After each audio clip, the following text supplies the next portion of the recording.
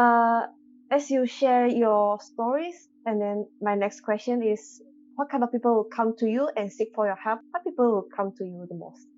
Okay, so most of the time people come to me when they have some situation that is so difficult to solve. So there are people who came to me when they shared with me, I almost like tears because they told me I have been praying very hard to find someone to solve my issue, and now I found it. So be it with people who have sleeping issue, then they just did not want to rely on medications. So the essence is they are afraid of relying on medications. So they came to me and they said that, oh, I found the remedy. I found something that could help me to relieve myself from addictions to the pills and sleeping pills, for example. And also people who actually suffering from pain, like side effects of the chemotherapy that they are going through, or people who are having uh, insomnia issue. Already they feel that I wouldn't want to in this kind of situation, and that they felt that they need to find somewhere, some revenue, some avenue to help them to relieve this kind of conditions. um, yeah, so I do have many kind of instances that people just told me about. They felt that they actually feel relief, and even some of people, they haven't even diagnosed with any kind of cancer. They just feel pain. They feel pain. Then after the first therapy that I did it for her, immediately she told me something. Tricia, I'm not sick at all. So why is these people having this kind of thought? It's because when we do this kind of therapy, it's also a kind of production of the serotonin. It's actually a big happy hormone, and the person actually feel that lighter, and the stress of them having the kind of ailment or pain has actually subside. So it's a kind of a happy feeling in the person's body. So she really stood up and tell me that, Tricia, I'm not sick at all, but indeed she actually has bones cancer. So her result hasn't come out. Do not know what kind of cancer she gone through. But a few days later, was realized that she has actually bone cancer. Yeah. So that was one of the people that yeah, I actually helped. Yeah. So indeed, Okay. yeah. Yeah, it sounds like you have seen like many people's with a lot of different issues and so on.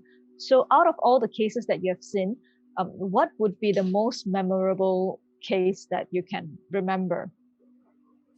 Mm, okay. So I will take the nearest one, which is just a few days ago, or indeed a few weeks ago. So there's this person saw that I did this therapy called safe therapy. And what he did is he actually texted me and tell me that his father has this issue because the hand and the feet actually swollen because he has lungs cancer. So he wants to know what this is. So over the Zoom, I actually taught him how to do it. It was only a Zoom call away over the screen. So I taught him how to do it. First time, introductory, learning step 1 to 4, how to do it. And second time, I taught him over the screen again. Yes, I taught him how to actually help the father because of the swelling issue. So I helped him, and immediately at that time, he saw and then he shouted. They said, "Oh, I see the swelling actually subside." He could see from his own eyes, and I saw it with my own eyes. And really, I was actually crying in my heart and said, "Oh gosh, this is what I want to create. I want people to know that how powerful are you when you can actually help your own father or your own mother to actually help to relieve this." And he is actually at US. Oh, I'm in Singapore. I'm just taught him over Zoom, teaching him how to do it, and he never even experienced what safer therapy is. And see how powerful it is. Even over the screen, I could actually help him to relieve this situations that he was facing and this stress that he was facing to help his father to relieve from the pain or relieve from the water retention issue.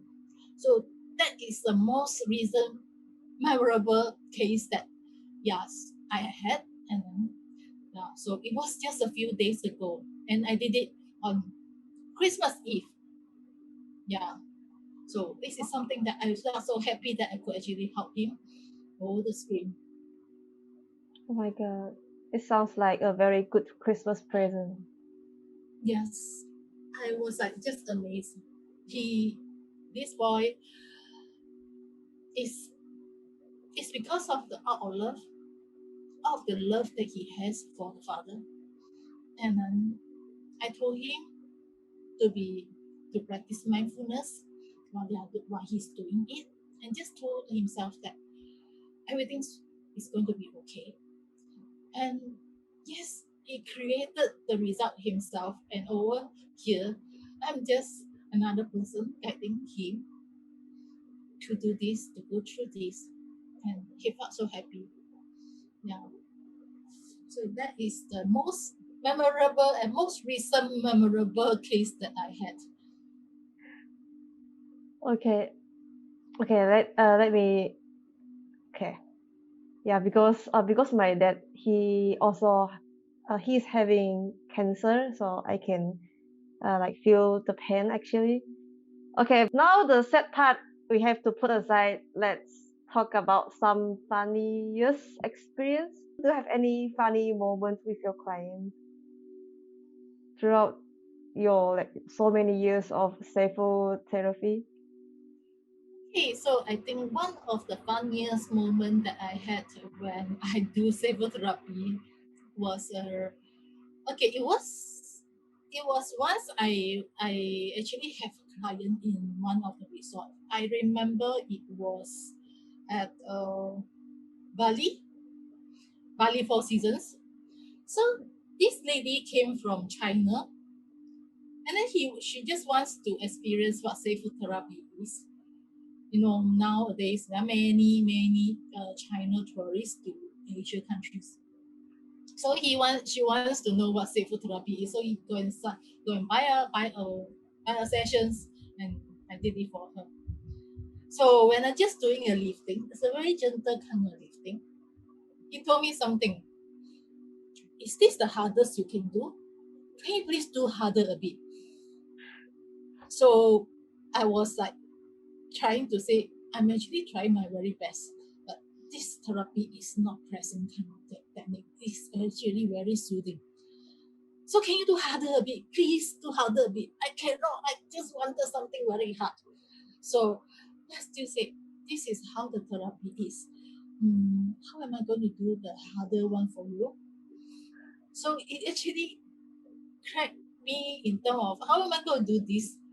Yeah, so it's a misconception that she had, and she thought that she should be pressed because of the Yeah. culture, because of the understanding of the therapy that the harder it is, the better it is. The more that you press me, the better I feel, and it should be that way. So, what psychotherapy works is actually using a lifting method. So, just for example, why we look at lifting compared to pressing is lifting compared to pressing is totally different. Feeling is different, effects is different. Yeah. So that is the most funny one. So I was just looking out for a solution how to make her feel pressed. Yeah. Okay. So, uh, by the sound of it, right, it's like actually, do you prep people to understand what they are about to go through when they come and see you or they go for your first consultation? Like, what's the Yes, process like? yes, I do. So usually when they come to see me, the first thing is I just explain as much as possible to let them know what this therapy is. And also I will tell them which area of the body they actually will go through. And yeah, so and then I will ask them, okay, which area you want me to focus on, because it's very functional, because we can actually focus on certain kind of area, or what are the challenges the person have. I will actually ask them so that I can help them to solve some of the issues. Yeah. So of course, explanation has been over and over again. Sometimes it's subconsciously the person just thought, hey, it should be pressing, then how come it's not pressing? And some of the time, people also may choose to have a selective hearing, and sometimes they just feel that I just want somebody to touch my body. I just want somebody to touch my body regardless. So selectively, we just say, okay, I want something, but subconsciously they didn't know that they're already expecting some therapy which is a pressing method to them, so they wouldn't able to accept it at that time. Yeah.